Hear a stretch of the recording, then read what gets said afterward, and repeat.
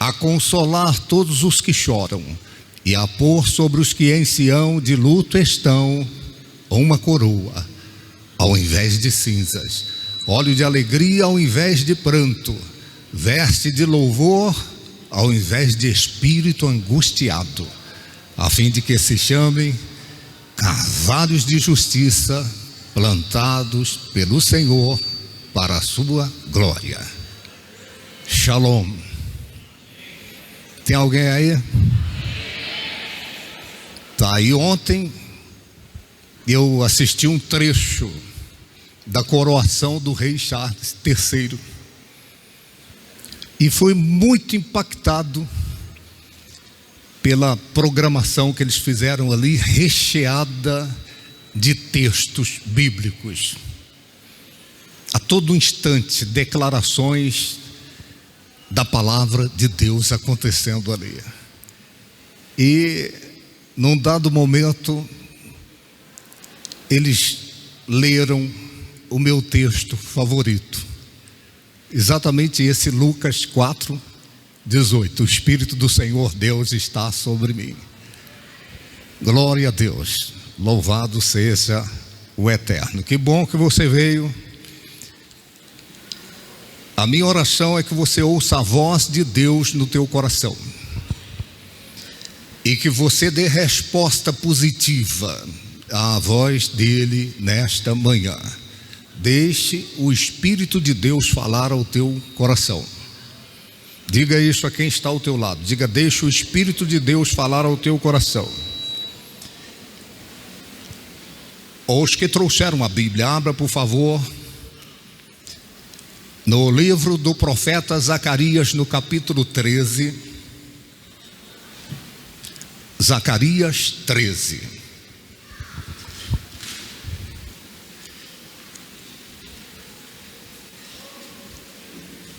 E se você não tem a Bíblia, você pode ler na Bíblia da pessoa que está próximo a você. E eles vão projetar aqui também. Zacarias 13, o verso 9. Tá, as crianças até 5 anos podem ir para a sala. As crianças se dirigam à salinha aqui do meu lado direito.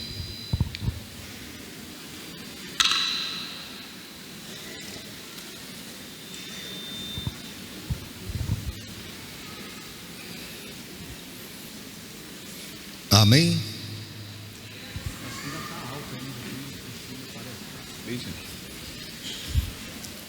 Livro do profeta Zacarias, no capítulo 13. Eu vou repetir aquilo que eu falo vez por outra. O profeta, ele tinha um papel importante nos seus dias e que reverbera em nossos dias por conta daquilo que está escrito. Eu digo vez por outra que o papel do sacerdote era ser porta-voz do povo perante Deus. Esse era o papel do sacerdote, o papel principal. O sacerdote, ele representava o povo diante de Deus. E o papel do profeta, o profeta representava Deus diante das pessoas. Compreende o que eu estou falando? O sacerdote, ele era a boca do povo perante Deus. Ele apresentava o pecado, a aflição, a angústia, os sonhos, os planos, os projetos do povo perante Deus. Esse é o sacerdote. E o profeta, repito, representava Deus perante o povo, era a boca de Deus para o povo. E vez por outra, a mensagem do profeta não era bem recebida, porque de repente era uma palavra dura, era uma palavra de juízo. E eu já disse outras vezes, Deus, conquanto Ele enviasse os profetas trazendo uma palavra de juízo para o povo, juízo como consequência da modalidade de vida desse povo, Deus nunca, eu vou dizer de novo, Deus nunca enviou o juízo a uma pessoa ou a uma família, a uma cidade, a uma nação, e eu digo até mesmo a esse mundo, sem antes dar a oportunidade de conserto. A misericórdia de Deus sempre chegou antes do juízo. Está me ouvindo? Vou dizer de novo, Deus enviava o profeta para ser boca dele, para o povo, e muitas das vezes essa mensagem era dura, era uma mensagem de juízo, por causa do que o povo havia feito, era consequência, mas Deus, na sua infinita bondade, Ele nunca enviou o seu juízo sem que a sua misericórdia chegasse antes, sem a oportunidade do conserto. Nunca houve, não há e não haverá ninguém que sofreu, que esteja sofrendo o juízo de Deus ou que irá sofrer, e que essa pessoa negue que a misericórdia de Deus não tenha vindo até ela como oportunidade de conserto, de arrependimento, de restauração. Está me ouvindo? E foi assim na minha vida por diversas vezes, e eu digo sem medo de errar, não conheço você, mas é assim na sua vida também. O sofrimento pode vir, a aflição, a angústia, mas antes, se você fizer uma retrospectiva, você vai ver que a misericórdia de Deus estava lá, a possibilidade de conserto estava lá. Eu vou afundar o prego um pouco mais. Não haverá uma só pessoa no inferno condenada ao sofrimento eterno, que vai poder cerrar os punhos para Deus e dizer para Deus que Deus não deu a ela a oportunidade de escapar daquilo. Está me ouvindo, igreja? Não haverá uma só pessoa no abismo eterno, na condenação eterna, que poderá com razão dizer que a misericórdia de Deus não chegou antes do inferno, que a possibilidade de conserto, de arrependimento não chegou primeiro. Essa é a introdução da minha fala hoje. Glória a Deus pela misericórdia dele. Eu já preguei outras vezes, eu disse, é glorioso um testemunho de fé. Eu fico impactado com muitos testemunhos de fé. A pessoa chega e ela diz o que ela recebeu, o que ela conquistou, a porta abriu, o milagre aconteceu, a bênção chegou, e ela disse, foi por causa da fé. Glória a Deus pela fé.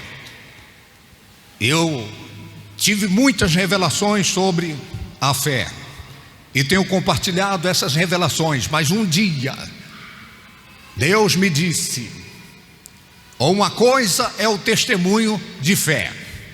Eu criei, eu orei, eu jejuei, eu fiz a campanha e a bênção chegou. A outra coisa é o testemunho da misericórdia de Deus. Está me ouvindo? O testemunho da fé você fez, o testemunho da misericórdia Deus fez. Está me ouvindo? O testemunho da fé, o eu é glorificado na garupa de Deus. Deus fez, amém, mas eu criei, eu jejuei, eu fiz a campanha. No testemunho da misericórdia de Deus não tem lugar para o eu. É só Ele e mais ninguém. É Ele. É o que a Bíblia Sagrada diz, porque dele, por Ele e para Ele são todas as coisas. E conquanto você tenha chegado até aqui por causa da fé, glória a Deus pela fé. A Bíblia diz: o justo viverá da fé. Mas eu creio que a gente vive muito mais pela misericórdia do que da fé. Muito mais. A misericórdia de Deus é o pano de fundo até mesmo da nossa fé. Se não fosse a misericórdia de Deus, nem a nossa fé teria resultado algum. Diga quem está com você, diga: deixa o Espírito de Deus falar ao teu coração.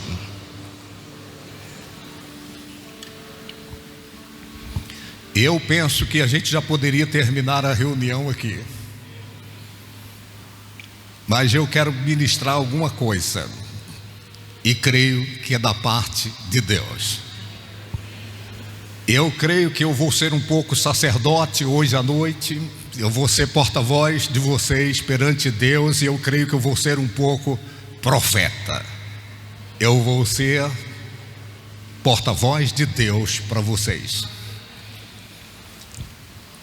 Zacarias, no capítulo 13, o verso 9, a palavra do Eterno diz assim: e farei passar essa terceira parte pelo fogo, e a purificarei, como se purifica a prata, e a provarei, como se prova o ouro. Ela invocará o meu nome, e eu a ouvirei. Direi: é meu povo. E ele dirá: o Senhor é o meu Deus.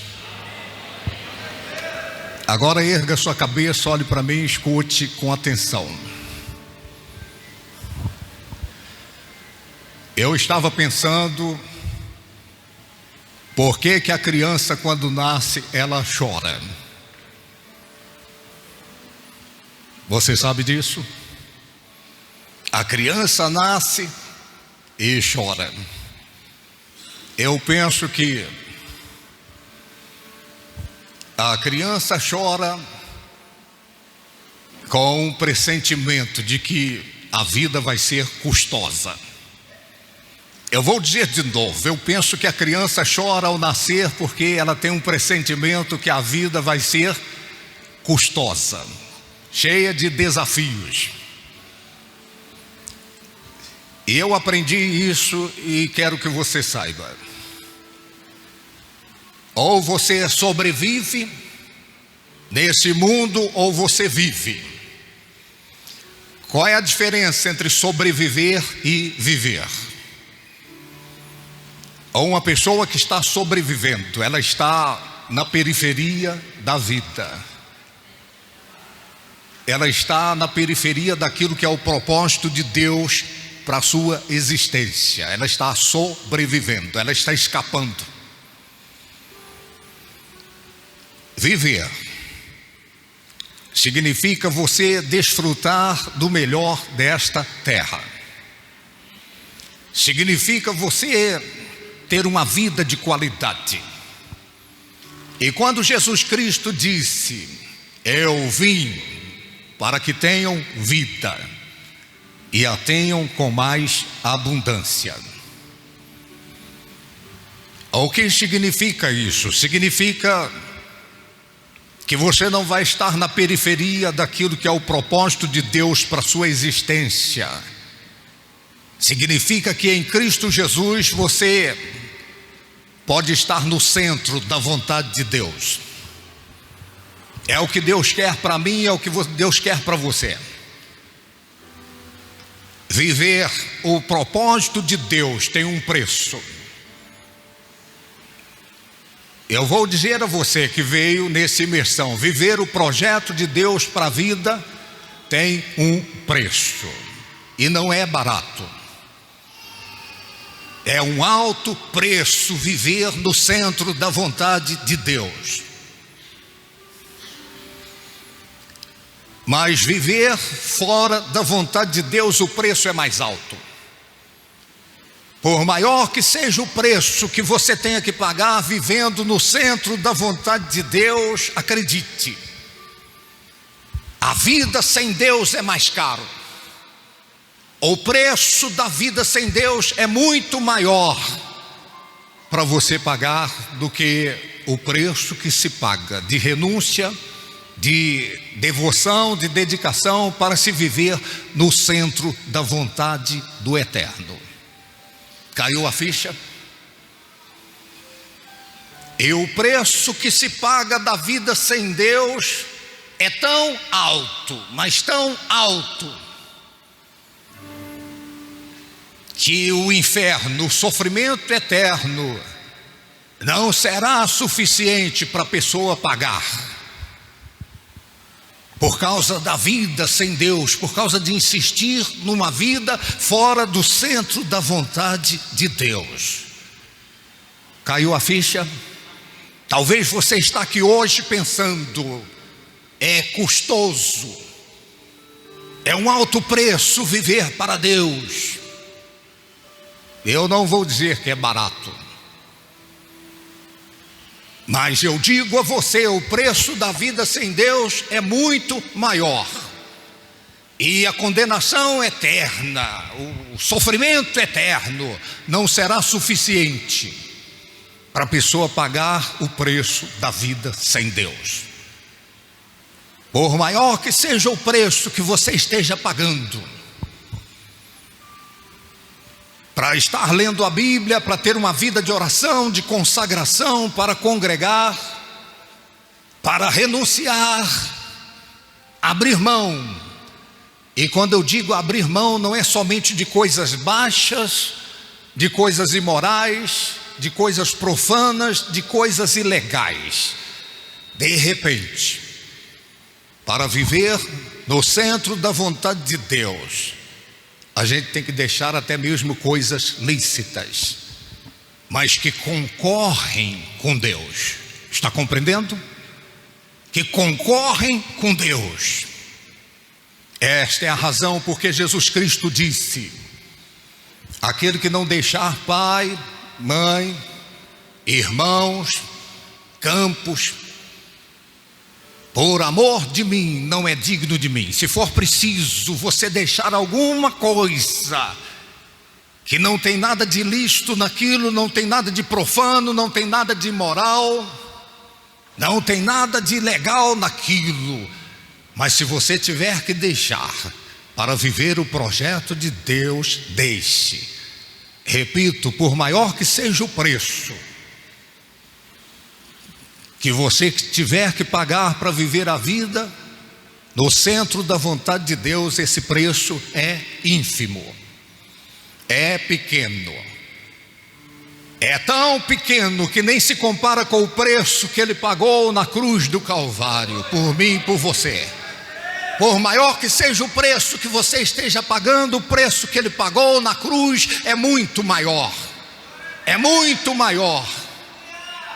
E quantas vezes eu me pego no sacrifício, pagando um preço, e o Espírito Santo me leva de volta ao Calvário e me mostra que o preço que Ele pagou é muito maior. É maior.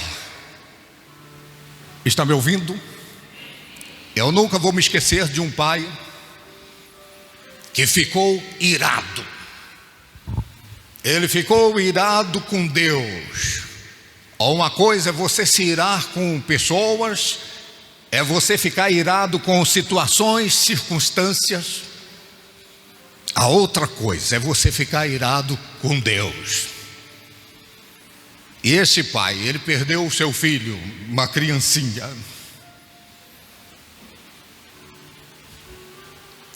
Ele estava há dias orando para que a criança sarasse da enfermidade e nada.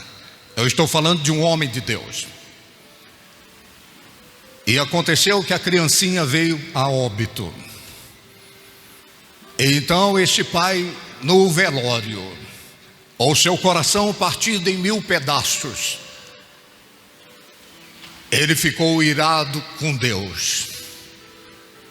E ele disse a Deus, ó Deus, onde o Senhor estava quando meu filho morreu? O Espírito Santo falou ao coração desse pai irado. Deus disse a ele: e onde você estava quando meu filho morreu na cruz do Calvário por você? Está me ouvindo? Onde o Senhor estava? E Deus disse: onde você estava? Você perdeu o seu filho. E onde você estava quando o meu filho deu a vida no Calvário para te salvar? Estão compreendendo? É um alto preço viver para Deus. Eu não vou dizer que é barato. A fidelidade, a lealdade, a resistência à tentação, você pagar o mal com o bem, é um alto preço. Você ser fiel a Deus nos seus dízimos, nas suas ofertas, mas seja qual for o preço, isso é nada. Eu vou dizer, isso é nada diante do preço que Ele pagou por mim, do preço que Ele pagou por você. Compreende o que eu estou falando? É nada. Eu estou pagando o preço desde quando eu tomei a decisão. Mas o que eu vejo à minha volta são pessoas que na vida sem Deus estão pagando um preço muito mais alto. E, repito, o inferno será como nada diante do preço que elas deveriam pagar e não conseguirão. Mas por maior que seja o preço que você esteja pagando, eu repito, o preço que Ele pagou por você é maior. Você pode dizer amém por isso? Amém. Tem alguém aí? Amém. Não corre ninguém.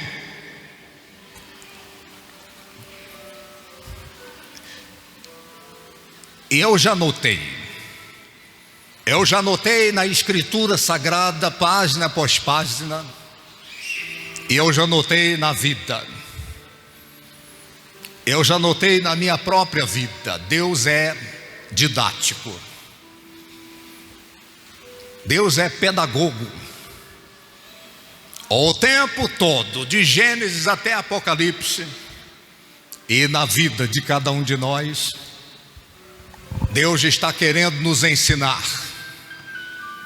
Está compreendendo? Assim como você tem uma criança e você, a maior parte do tempo, você quer ensinar a criança alguma coisa. O tempo todo Deus quer nos ensinar algo. O tema da minha mensagem hoje é o processo e o propósito. Eu vou dizer de novo: o processo e o propósito.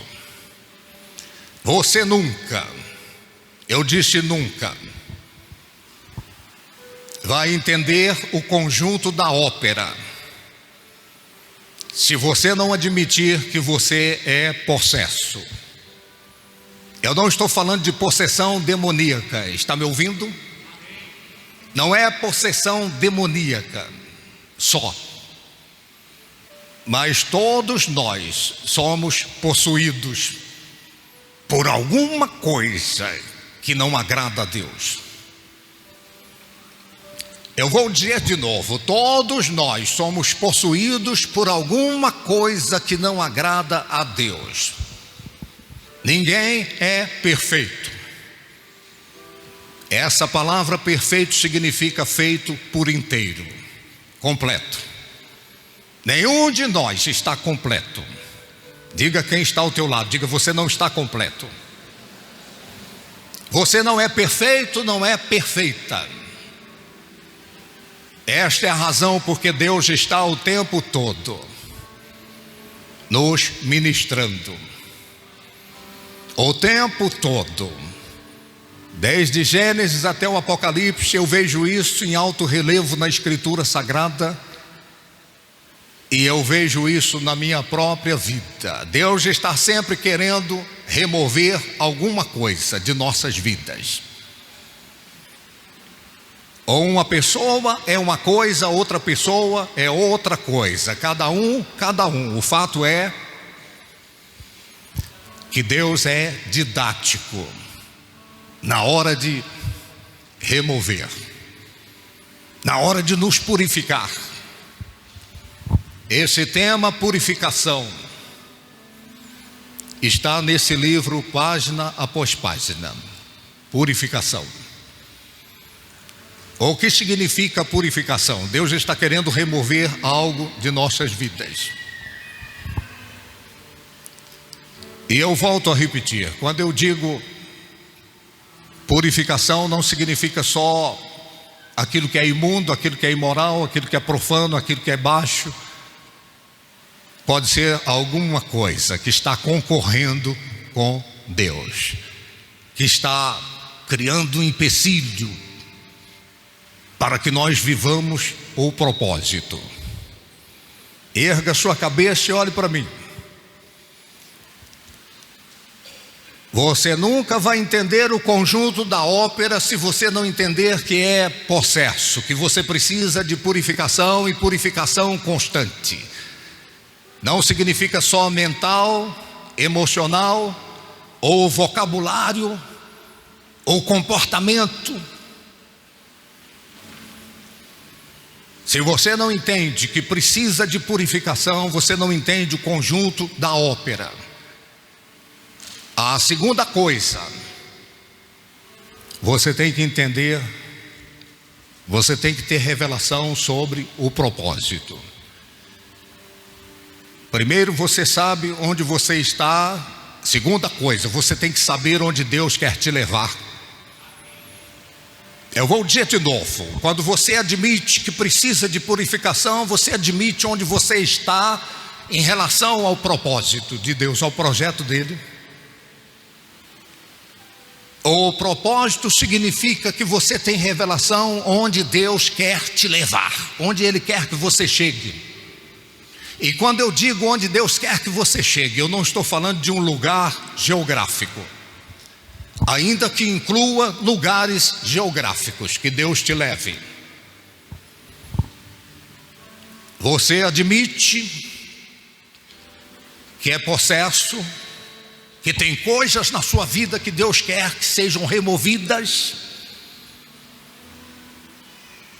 Você sabe onde você está. E quando você tem revelação do propósito, você sabe onde Deus quer te levar. Está compreendendo?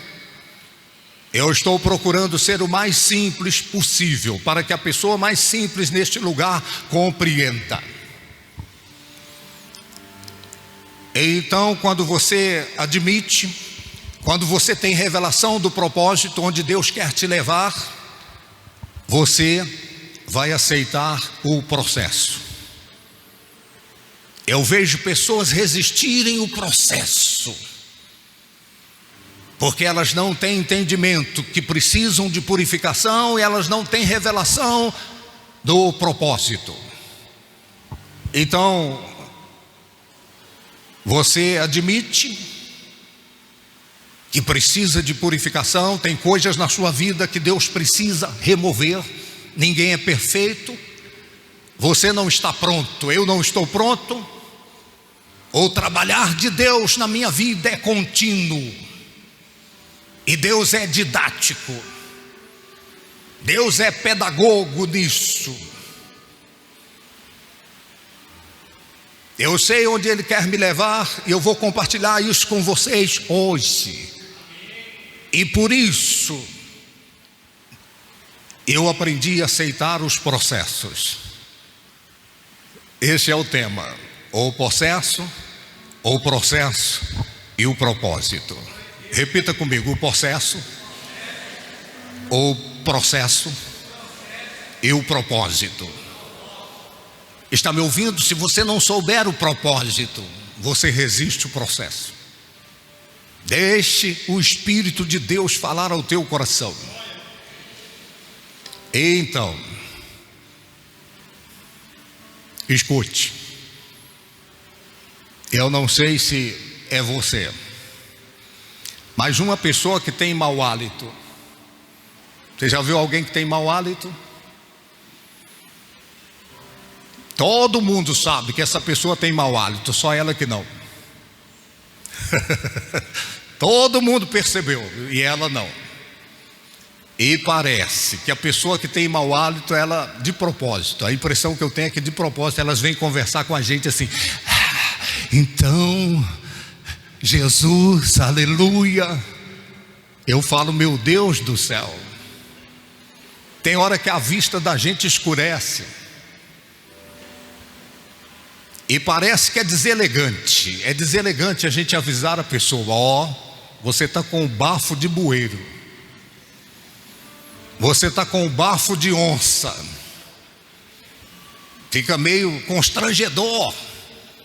Às vezes eu falo para ajudar a pessoa, porque eu não posso permitir que a pessoa continue pensando que ela está bem, quando na verdade não está. Está compreendendo o que eu estou falando? Escute. E o nariz da gente é bem em cima da boca, e a gente não percebe.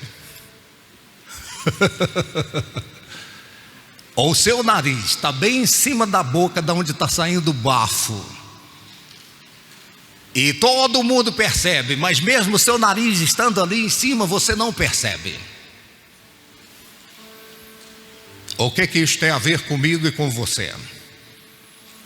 De repente, até mesmo as pessoas à sua volta estão percebendo coisas na sua vida. Não tem nada a ver com o bafo, tá? Eu estou falando coisas que estão impedindo você de viver o projeto de Deus na sua vida. Só você que não percebe. Só você que não percebe. Mas Deus é didático. Deus vai continuar ministrando a gente, nos iluminando, nos revelando, nos direcionando para vivermos o propósito que Ele tem para as nossas vidas. Você pode dizer amém por isso? Então escute.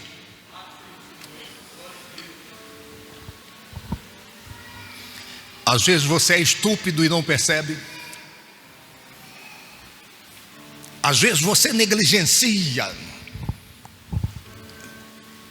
os relacionamentos familiares.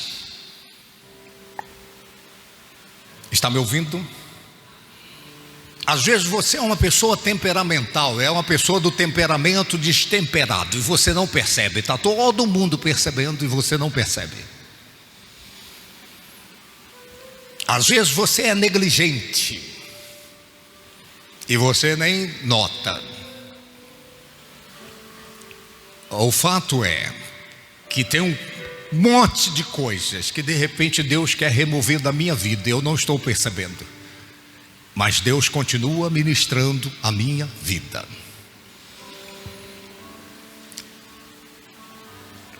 E Deus tem diversas maneiras de ensinar. Você pode dizer amém por isso? Sabe o que eu descobri? Nós temos várias maneiras de aprender também. Deus tem várias maneiras de ensinar, porque nós temos várias maneiras de aprender. Uma das maneiras que a gente tem de aprender é com alguém nos ensinando. Alguém te ensina, te orienta, te corrige. Eu disse por diversas vezes aos nossos pastores Você tem que ser corrigível e você tem que ser ensinável.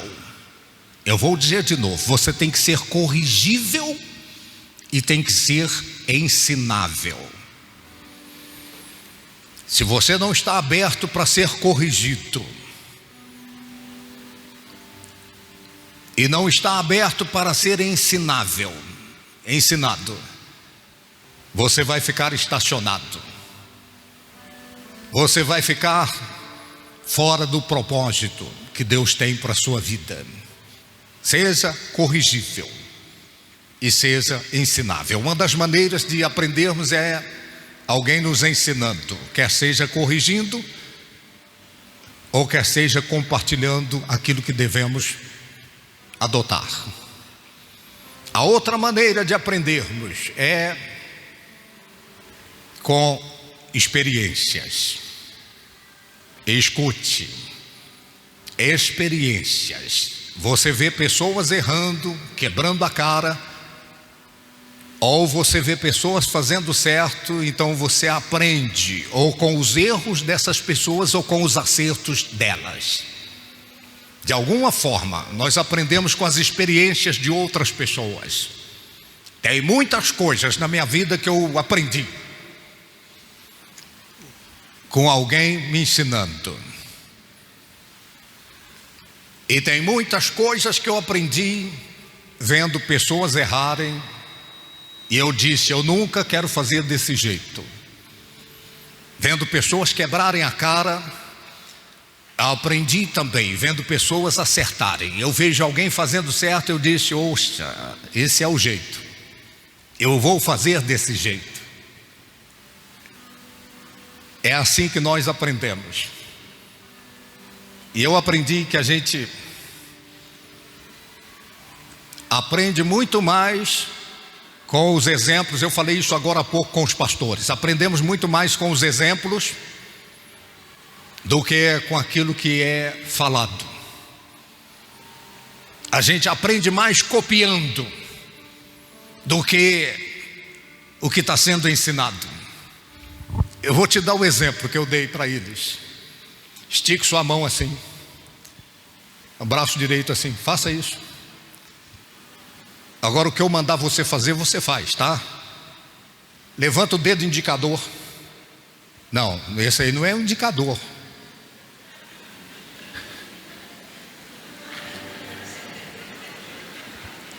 Está vendo? Sabe o que significa isso? Que nós aprendemos muito mais com aquilo que nós estamos vendo do que com aquilo que está sendo falado. Eu falei uma coisa e fiz outra, e você não fez o que eu falei, você fez o que você viu eu fazendo. Caiu a ficha?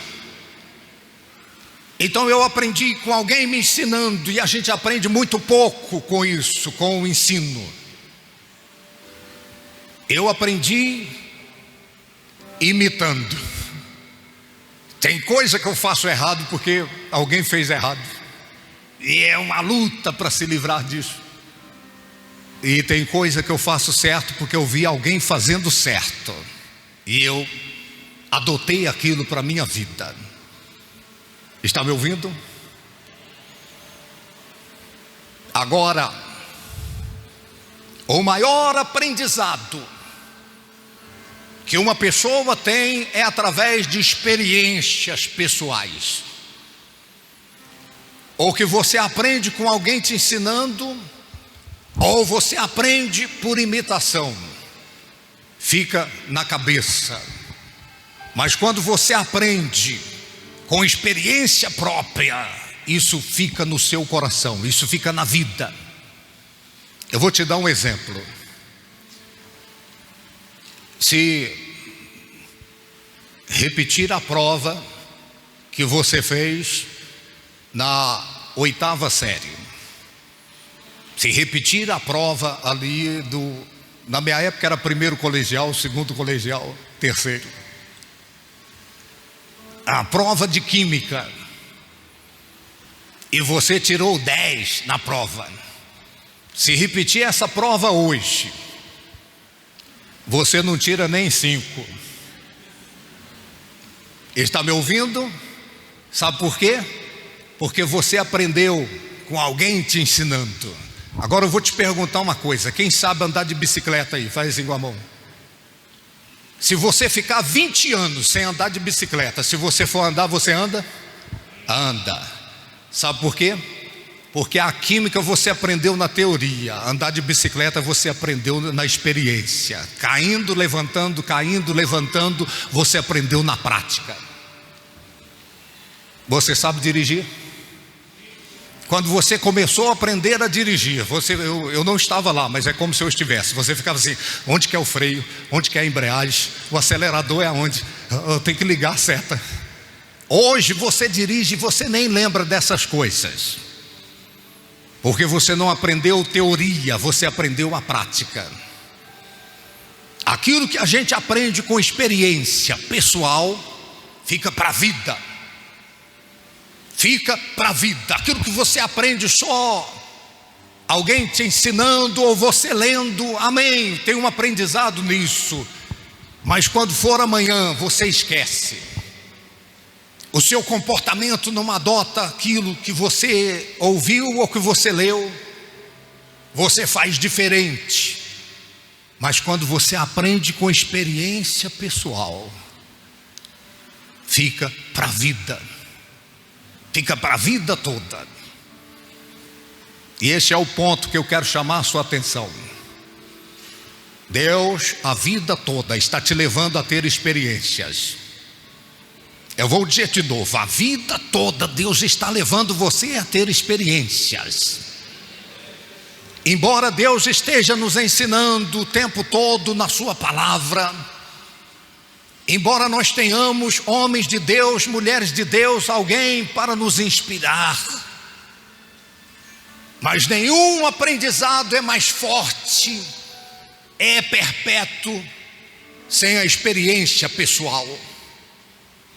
Eu posso dizer a você que bolo de avelã é gostoso. Eu vou abrir o parênteses: eu nunca comi.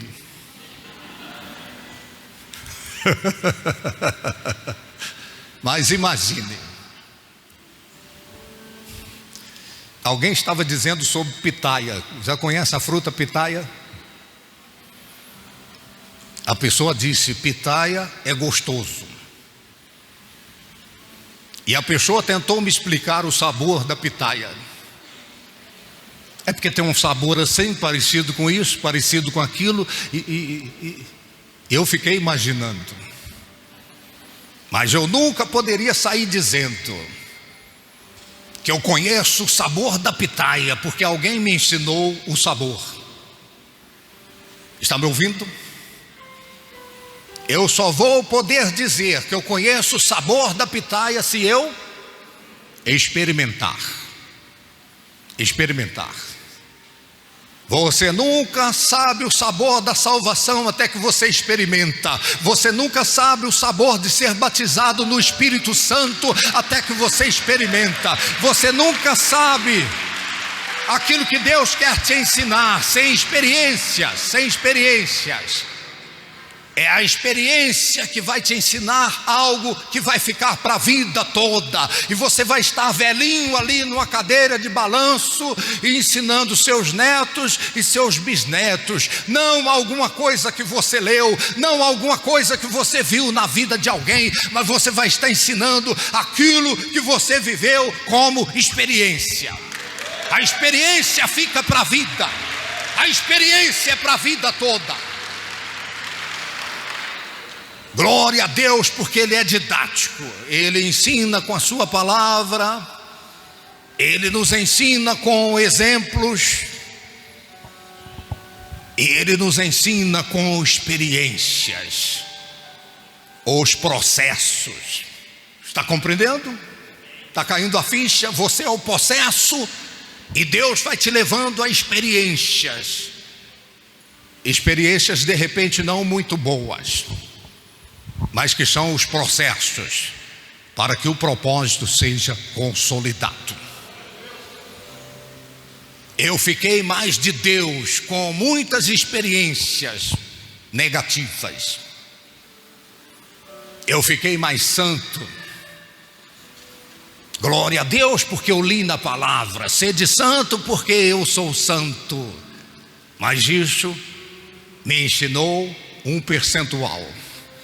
Depois da experiência, é que de fato e de verdade impregnou na minha alma aquilo. Está compreendendo? Tem alguém aí? Eu estou pregando para alguém aqui hoje, nessa manhã. O que Deus está te levando, sobretudo, é aprender com a palavra, aprender com exemplos de homens e mulheres de Deus, ou até homens e mulheres sem Deus, e você aprende o que não deve fazer. Mas sobretudo, o maior percentual de aprendizado que Deus quer que nós tenhamos vem através de experiências. Experiências. Eu não estou falando só de experiências, sapatinho de fogo e... Não. Eu estou falando no dia a dia. Circunstâncias. E muitas das vezes circunstâncias indesejadas. Circunstâncias adversas. E às vezes eu me volto para Deus e Deus me lembra do propósito, então eu tenho facilidade para aceitar o processo.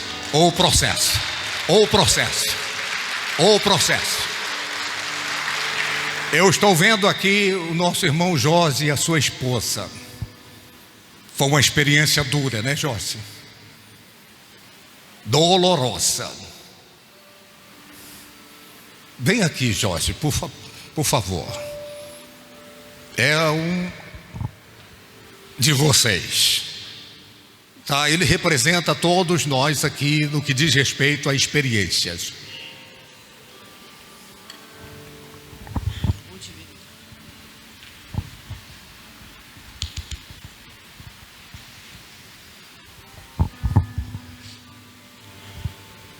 Ele teve muitas experiências na vida, mas recentemente uma experiência dolorosa. Ele, a esposa e toda a família. Quantos anos? A filha de 26 anos, a Fernanda, linda. Está aqui a minha esposa, ela não fica com ciúme porque ela sabe, eu falava para ela. Uma top model. E uma menina de Deus, do altar, coreografias e etc e tal. E foi uma luta de oração, de clamor, mas não teve jeito. Chegou o dia, Deus a recolheu. E nós estivemos no velório ministrando. O meu coração dolorido, como se fosse uma filha minha, porque eu vi ela crescer. Ela, o Guilherme. Foi doloroso, está sendo doloroso. Mas eu digo sem medo de errar. Deus permite os processos para que algumas coisas sejam removidas, para mostrar para nós o propósito. O propósito. Compreendeu? Deus está falando com você, além de outras pessoas hoje. Tem um propósito. E o propósito é maior que o processo. Por mais doloroso que seja o processo, o propósito é glorioso. Obrigado, Jorge. Eu vou dizer de novo, por mais doloroso que esteja sendo o processo, o propósito é mais glorioso. É mais glorioso. Está compreendendo? Eu e a minha esposa, nós tivemos a primeira filha, depois de um tempo, na segunda gravidez, um menino. E a maioria de vocês conhece a história. Ela teve, em 8 meses de gravidez, o descolamento da placenta, hemorragia intensa. E no hospital, quando chegamos ali, correram, e até que o médico chegou, já estava no último grau. Correram para a sala de cirurgias com ela. Eu estava no corredor do hospital, bem tranquilo. Eu, um pregador do Evangelho, assistindo todo dia o poder de Deus operar nas vidas das pessoas. E a minha esposa está lá dentro, a cirurgia. Eu estou no corredor do hospital, bem tranquilo. Eu pensei, daqui a pouco o doutor sai e diz: está aqui o bebê, está tudo bem. Mas eu fiquei impactado com aquilo que o doutor disse quando ele saiu. Ele chegou no corredor do hospital, tinham mais pessoas ali esperando, era à noite, talvez 11 da noite ou mais, não me lembro. E ele perguntou: quem é que está com ela? Eu me levantei e disse: sou eu, doutor. Feliz da vida, nasceu. Só que o doutor olhou nos meus olhos e ele disse: a sua esposa morreu, ela se foi. Nós fizemos de tudo para tentar salvá-la e não teve jeito. Eu sou um pregador do Evangelho, eu tenho visto os milagres de Deus acontecendo, e agora o doutor saiu ali e disse: a sua esposa, ela morreu. E antes dele se voltar para a sala de cirurgias, ele virou para mim, olhou nos meus olhos e ele disse: não espere muita coisa em relação à criança, nós vamos tentar salvar a criança. Eu fiquei chocado.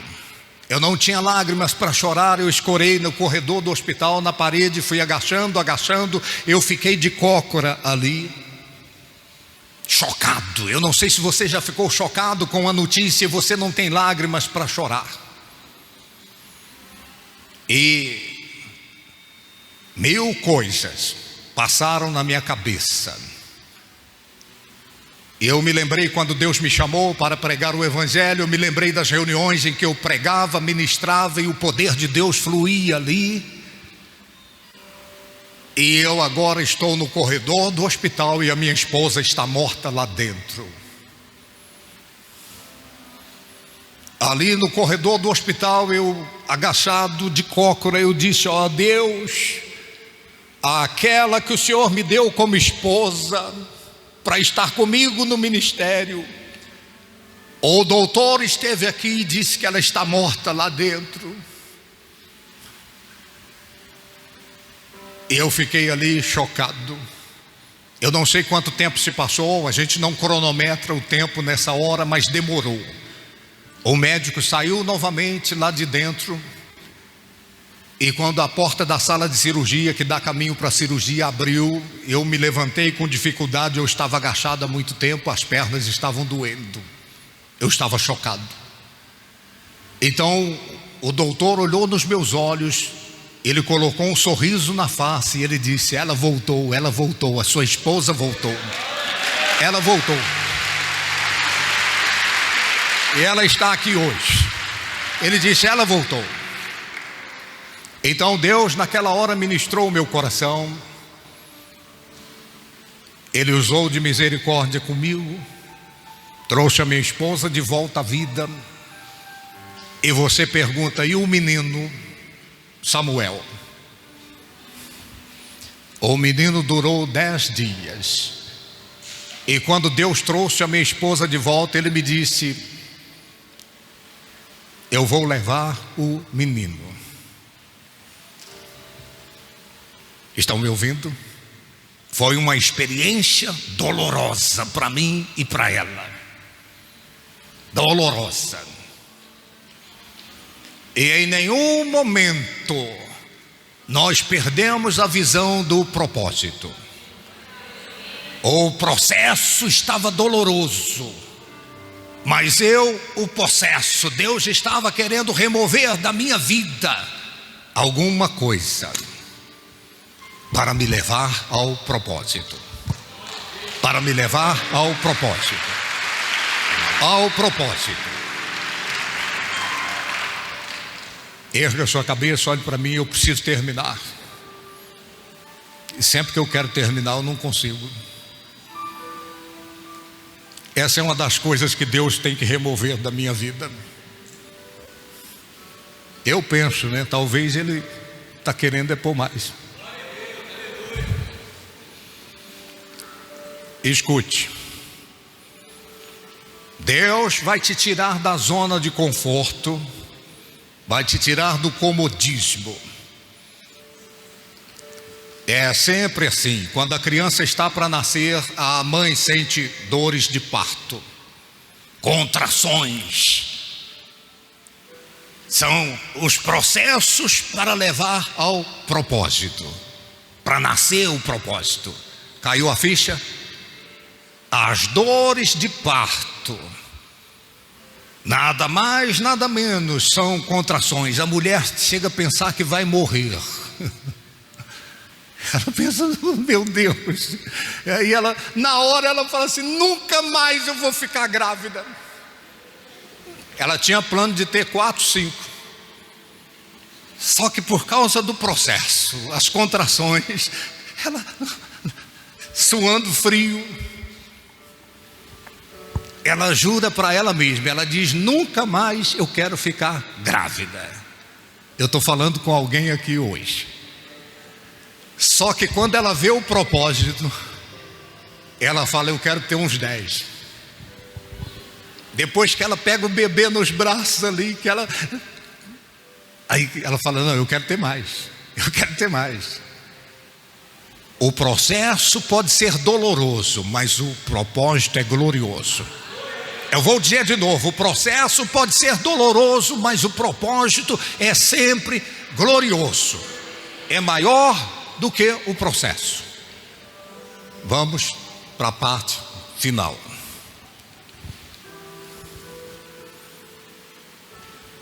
Eu trouxe aqui um exemplo. Por favor, eu preciso aqui de 4 pessoas, 4 homens de preferência. Não nada de preconceito, não sou misógino.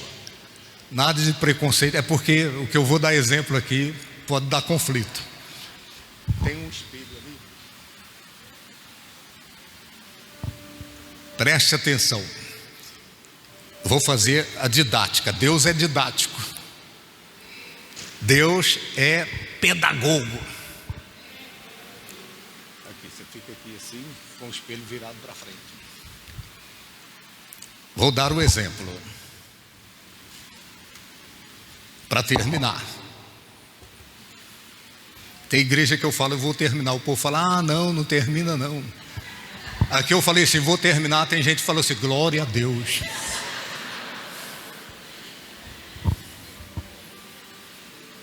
Eu vou terminar.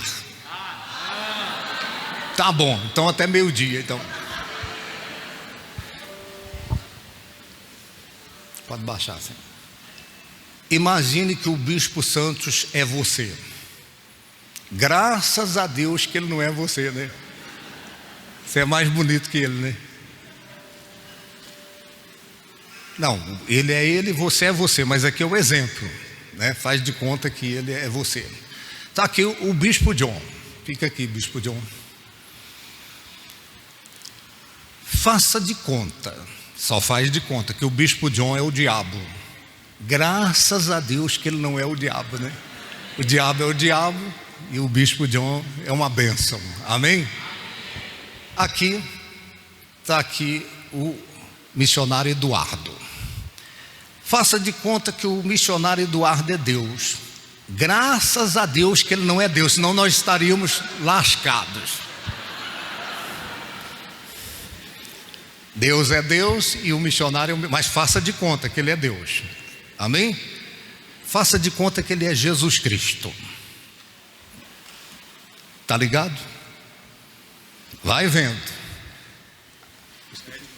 O Ed, faça de conta que o Ed é você. Aliás, faça de conta que o Ed é o mundo. As pessoas sem Deus. Estão compreendendo? Então aqui está você, aqui está Deus, o diabo, aliás. E aqui está Deus, Jesus, e aqui está o mundo. Seu pai, sua mãe, seus colegas de trabalho, colegas de escola, sua vizinhança está aqui. O pessoal sem Deus, lá do seu contexto, né? Você sabe quem é. Então presta atenção. Aqui, ó. Vai virando, na hora que você estiver vendo o bispo de onde você estava lá, vai virando para lá. Aí. Então, aqui está você. Concorda? Aqui, como se fosse o diabo. Aqui Jesus, e aqui as pessoas do seu contexto que não conhecem a Deus. Vai vendo. Lá no início da história, meu Deus do céu, eu não aprendi isso em seminário, o Espírito de Deus me revelou. Lá no início da história, Deus criou o homem, a sua imagem, a sua... O que significa isso? Para que qualquer um que olhasse para o homem, visse Deus, a imagem e semelhança de Deus refletida. Só que por causa do pecado, a imagem e semelhança de Deus foi corrompida.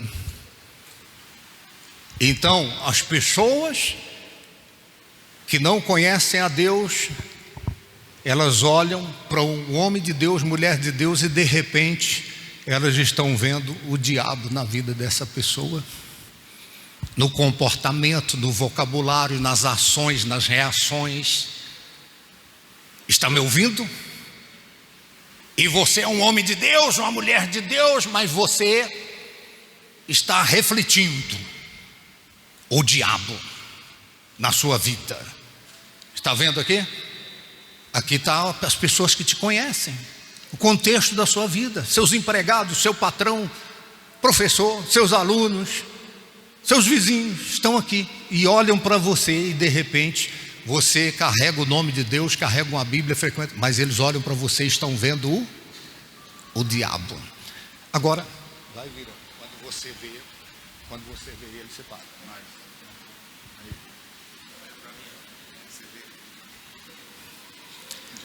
Aqui, quem é que você está vendo aí? Deus. Estão ouvindo? Então, criou o homem à sua imagem, a sua.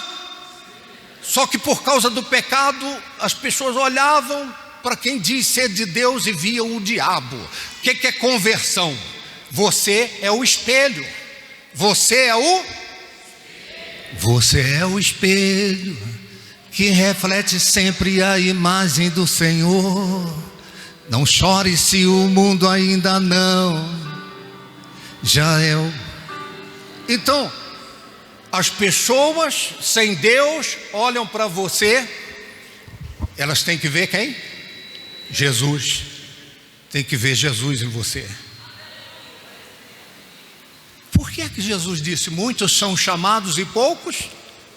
Porque tem gente que está dizendo, está na igreja, de repente é pastor, é isso, aquilo, é músico, canta. Só que as pessoas quando olham, o marido quando olha, vê o diabo na mulher. Eu vi uma pessoa falando assim: para ser crente desse jeito aí, eu prefiro continuar na vida que eu estou vivendo. Você já escutou alguém falando isso? Por quê? Porque a pessoa está olhando para o homem de Deus, a mulher de Deus, e está vendo quem? O diabo. Conversão. O que é conversão? Ao invés de você ser um espelho do diabo, você ser um espelho que reflete quem? A imagem de Deus, Jesus Cristo. As pessoas conhecerem a Deus, não através da sua pregação somente. Quando a Bíblia Sagrada diz: descerá sobre vós o Espírito Santo e ser-me-eis testemunhas. Sabe o que significa isso? Não é você testemunhar blá blá blá blá blá blá, é você testemunhar com a vida. É as pessoas olharem para você, que é o espelho, e eles verem Jesus em você, eles verem Deus em você, eles verem a glória de Deus na sua vida. Paulo dizia isso, né? Você vê os imitadores. Paulo diz isso: sede meus imitadores como eu sou de Cristo, eu sou espelho de Cristo. João Batista disse: importa que ele cresça e que eu diminua. Tem que crescer, você é espelho, você tem que refletir a imagem dele. A Bíblia Sagrada diz: nós temos que crescer até atingir a estatura do varão perfeito, que é Cristo Jesus. Entendeu? Obrigado por enquanto.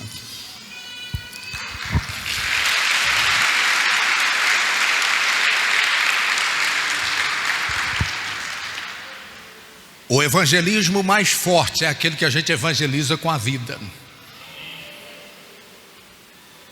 É aquele que você é canal de graça, canal de amor. É aquele que você se comporta como Jesus se comportaria no seu lugar.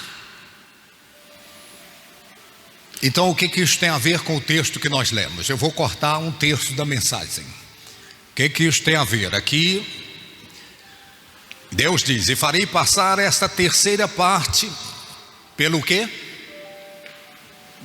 Pelo fogo. Farei passar a terceira parte pelo fogo. E a purificarei como se purifica a prata. Tem coisa que Deus quer remover da minha vida e da sua vida. E a provarei como se prova o ouro. Ela invocará o meu nome, e eu ouvirei e direi: é meu povo. E ela dirá: o Senhor é o meu Deus. Antes de orar, cadê o pessoal da música? Antes de orar, olha aqui para mim, porque aqui está a chave. A chave. O processo e o propósito. Você nunca deve esquecer isso, porque você tem aprendido isso com experiências e você não sabia que era isso. Olha aqui para mim. O processo.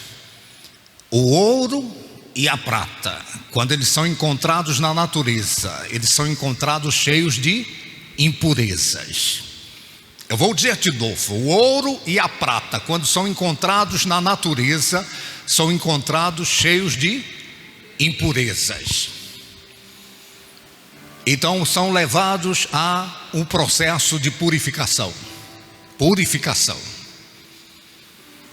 O processo é para remover as impurezas da prata ou do ouro. O ouro mais valioso é aquele mais purificado, mais puro. Assim é a prata. Eu estava meditando nesse texto e questionando com Deus: meu Deus, essa prata e esse ouro têm paralelo na minha vida. E então Deus me mostrou o que eu vou mostrar a você agora, para a gente orar. Volta aqui o Bispo Santos. Cadê o espelho? Cadê o espelho? Eu vou te mostrar isso aqui. Eu tenho que mostrar o exemplo.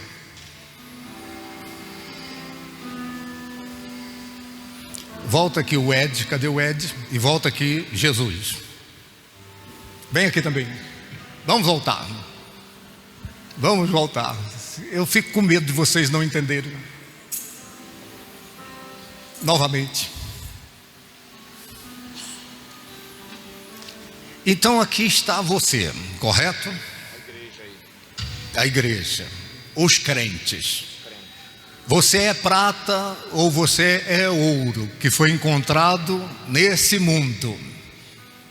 Ele cavou até achar você. E quando achou você no mundo, você estava cheio de impurezas. Impurezas das religiões, das crenças, das crendices, das superstições, dos vícios, da imoralidade sexual. Você estava cheio de impurezas. E você tinha psicoses e neuroses. E ele achou você cheio de impurezas. Então, o trabalhar de Deus na sua vida, eu disse que Deus é didático. É levar você a aprender com a palavra, aprender observando, e aprender com experiências. Então é o processo, que é você, que sou eu, ou o processo.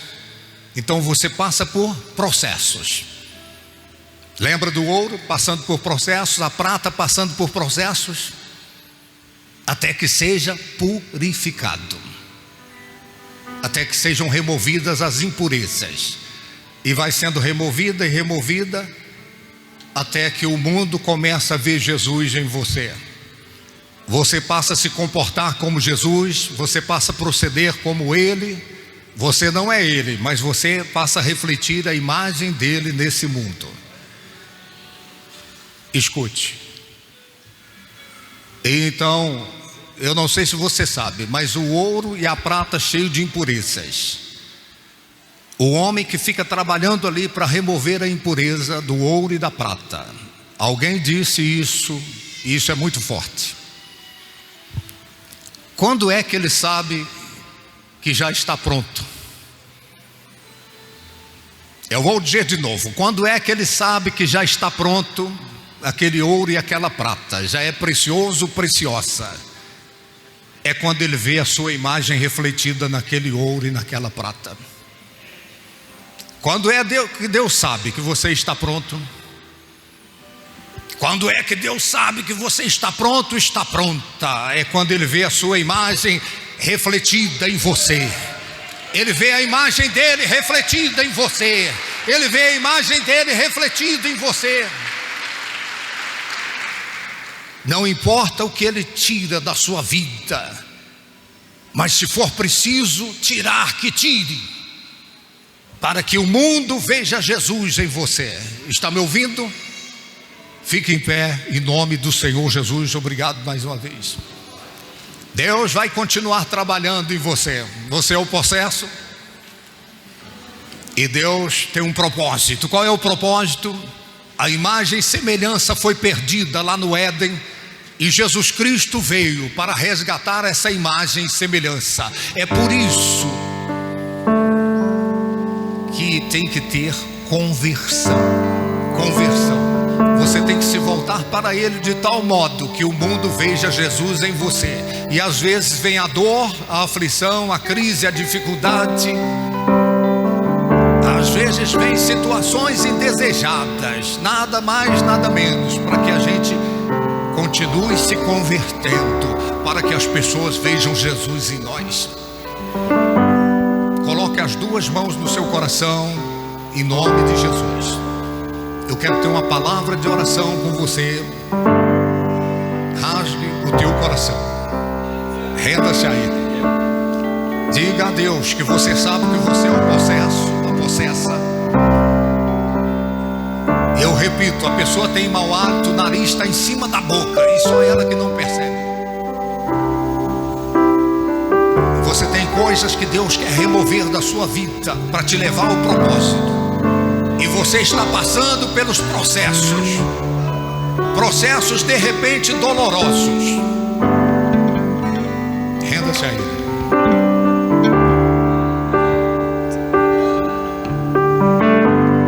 Pela manhã te buscarei, de madrugada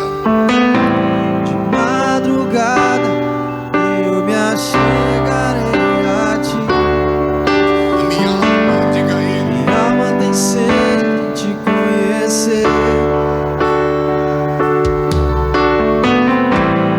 ver a tua glória e o teu poder.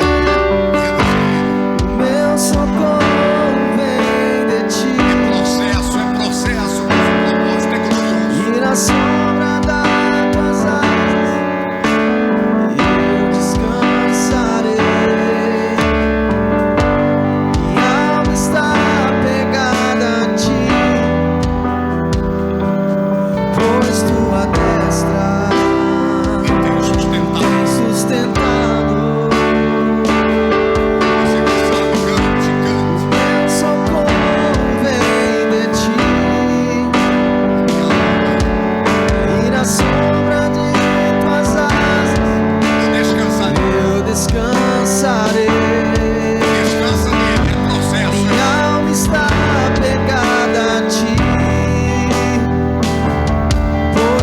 tua destra me tem sustentado, pois tua destra me tem sustentado.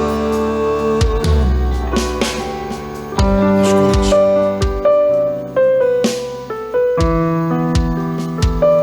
Eles vão passar os elementos da ceia, da Santa Ceia. Não beba ainda, não coma ainda, nós vamos fazer isso juntos. E você, quando pegar os dois elementos, se você quiser participar dessa ceia diante deste altar, por quê? Porque você sabe que existem processos para te levar ao propósito. O propósito não é você ficar rico, o propósito não é você ter um diploma na parede, o propósito não é você somente ser curado da enfermidade, o propósito não é só a sua vida sentimental ser resolvida, não é somente isso. O propósito é você refletir a imagem dele nesse mundo, as pessoas olharem para você e elas reconhecerem: ali está um homem de Deus, ali está uma mulher de Deus. Se você pegar e quiser vir para o altar, você venha. Pela manhã te buscarei, cante, cante, cante. Pela manhã te buscarei, De madrugada, de madrugada chegarei a ti. minha alma cante. Minha alma tem sede pode passar de os elementos. conhecer, de ver a tua glória e o teu poder. Meu socorro vem de ti, e na sombra das tuas asas eu descansarei. Descansa, descansa, Minha descansa. alma está pegada a ti, pois tua destra me tem sustentado. Meu socorro vem de ti, e na sombra das tuas asas eu descansarei. Minha alma está pegada a ti, pois tua destra me tem sustentado.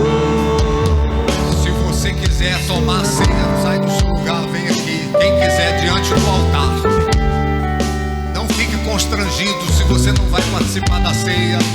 Nós não constrangemos ninguém, porque existem processos que às vezes nós não entendemos. Levante para o alto os elementos da ceia. Levante para o alto e cante. Abra o teu coração. Pela manhã te buscarei. Essa é uma manhã gloriosa. Pela manhã te buscarei, De madrugada de madrugada eu me achegarei a ti. minha alma tem sede. Minha alma tem sede em te conhecer, de ver a tua glória e o teu poder. Meu socorro vem de ti,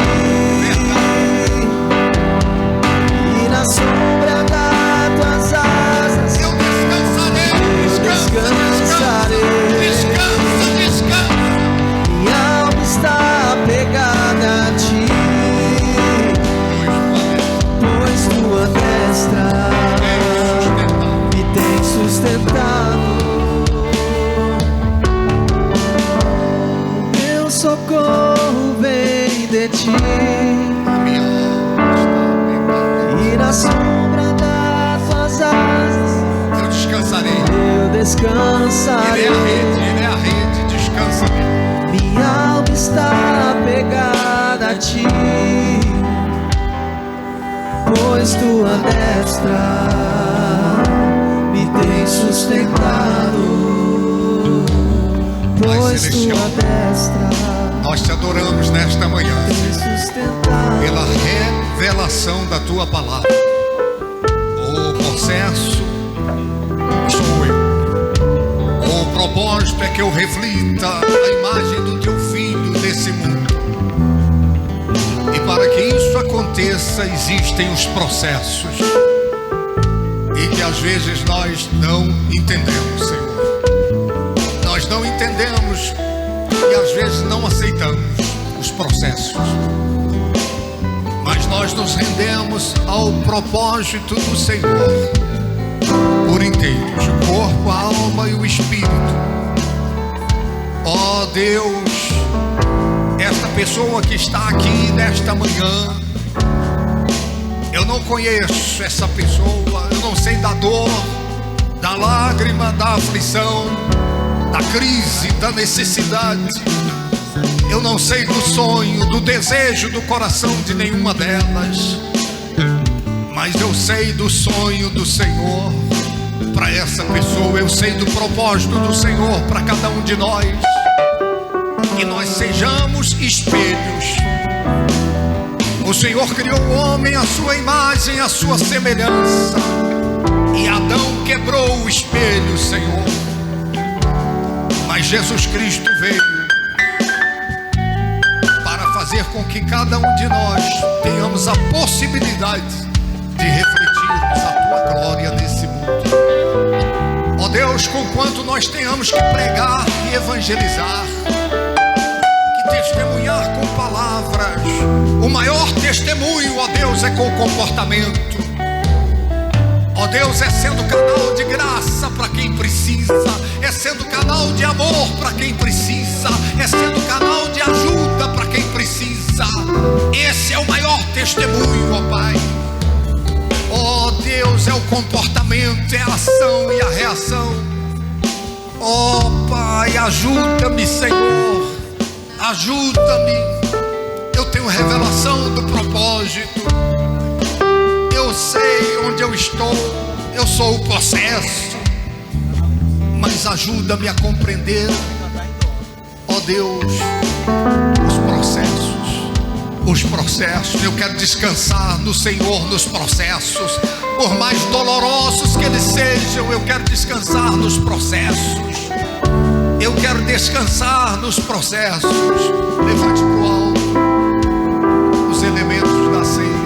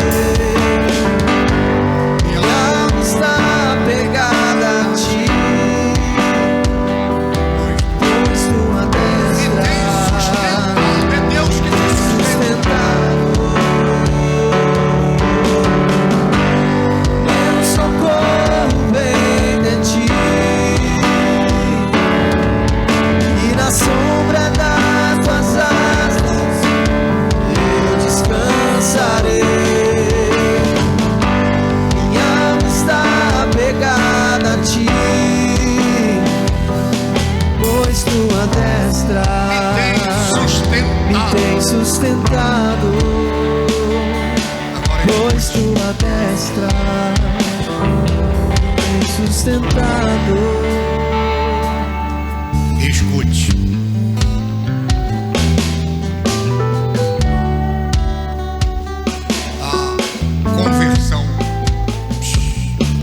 A conversão é um ato contínuo. Tem a conversão de você receber Jesus como Senhor, como Salvador. Significa que você está aceitando o propósito. Está me ouvindo? Você está aceitando o propósito de Deus para a sua vida. Agora, todo dia vão acontecendo conversões. O espelho vai, para que cada vez mais nós possamos refletir a imagem dele nesse mundo. É por isso que você está passando o que você está passando. É por isso que você às vezes diz assim: quanto mais eu rezo, mais assombração aparece. Você só vai entender os processos se você tiver revelação do propósito. Ele está querendo fazer de você uma pessoa mais crente, mais santa, mais pura, uma pessoa mais amável, uma pessoa que exala a graça dele na direção de outras pessoas. É por isso que Deus permite que pessoas pisem no nosso calo. Deus permite bala nas costas. Deus permite um tanto de por que isso? Eu falo, meu Deus, por que isso, meu Pai? É pra gente ser treinado a amar, a gente ser treinado. Se o teu inimigo tiver fome, dá ele de comer. Se tiver sede, dá ele de beber. Se tiver nu, veste ele. É assim. Se te bater numa face, dá outra. Se te obrigar a dar uma milha, vai duas. Você está refletindo ele. Eu vou repetir o que eu falei na abertura. O preço é alto, mas o preço da vida sem Deus é mais alto, é mais caro. Renda-se a Ele. Pai eterno, consagra esse cálice e esse pão, Senhor. Pai, em nome do Senhor Jesus, a tua palavra diz: na noite em que o Senhor foi traído, tomou o pão e, tendo dado graças, o partiu e disse: isso é o meu corpo que é partido por vós, fazei isto em memória de mim. Semelhante modo tomou também o cálice, dizendo: esse cálice é a nova aliança no meu sangue, fazei isto todas as vezes que o beberdes em memória de mim. Ó Deus, nós estamos em memória. O Senhor nos chamou para sermos espelhos, refletirmos a tua glória.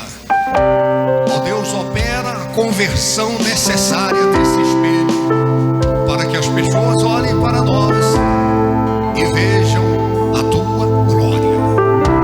Em nome de Jesus, coma do pão e beba do cálice com fé, crendo que por mais doloroso que seja o processo,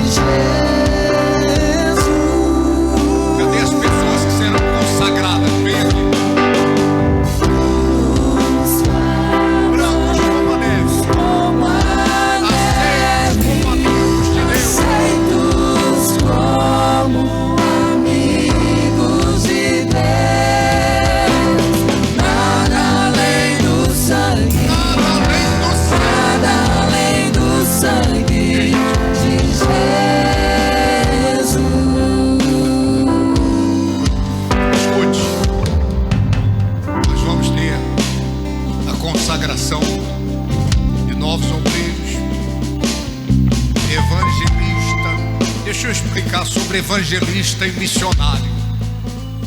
Tá, quando a gente propôs isso, um diferencial de consagração, não é só de farda.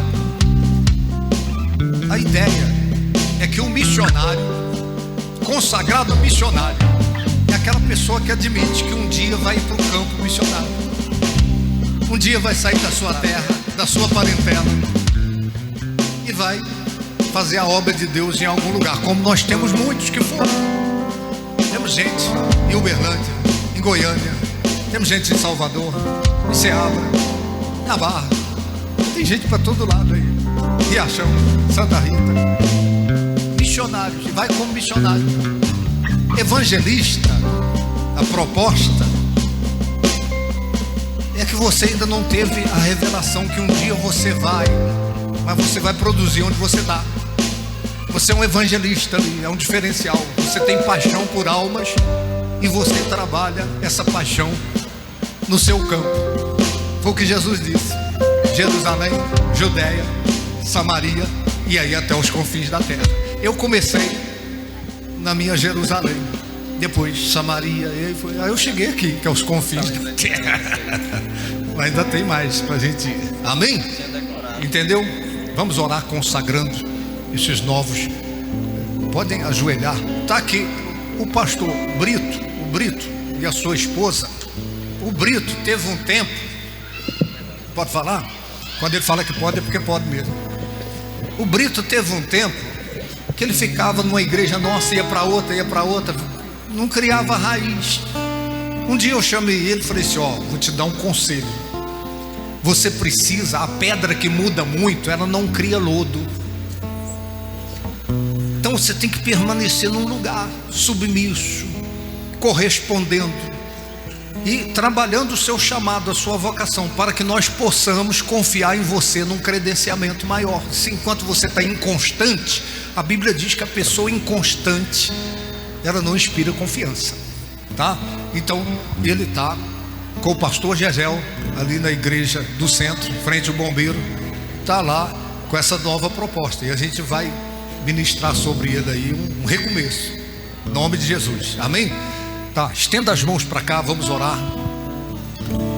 Cadê o nosso Pai eterno? Aqui estão esses novos obreiros, evangelistas, ó Deus, essas pessoas vocacionadas pelo Senhor, essas pessoas, meu Deus, que de alguma forma elas deram uma resposta positiva, meu Deus, para a conversão instantânea em Cristo Jesus e a conversão processual, que acontece através de processos, ó Pai.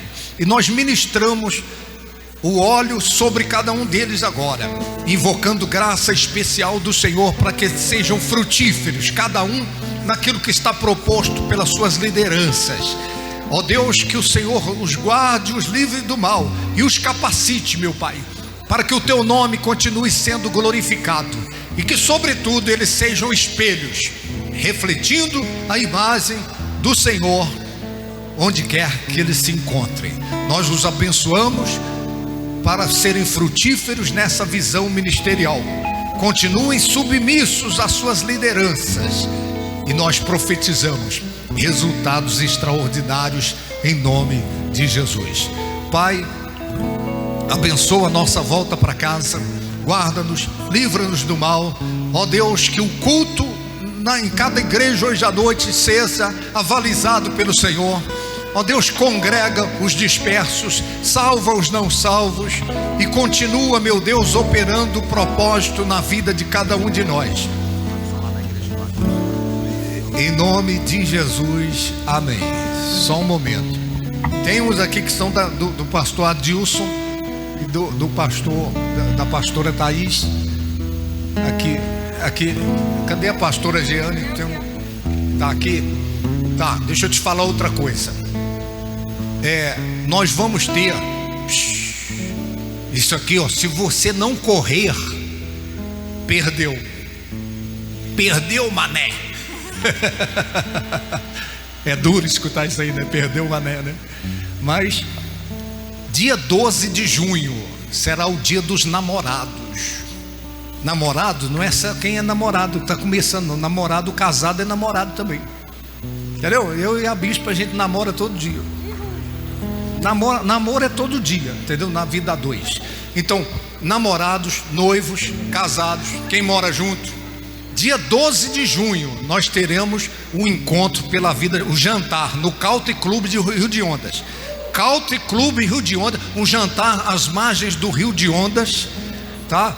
E nós vamos compartilhar ali acerca de vida sentimental. Vamos ter uma programação ali que vai te impactar, tá? Então é um jantar que você não pode perder por nada, tá? As maiores informações você vai adquirir no link aí que eu já postei e vou postar de novo. Só temos vaga para 100 casais.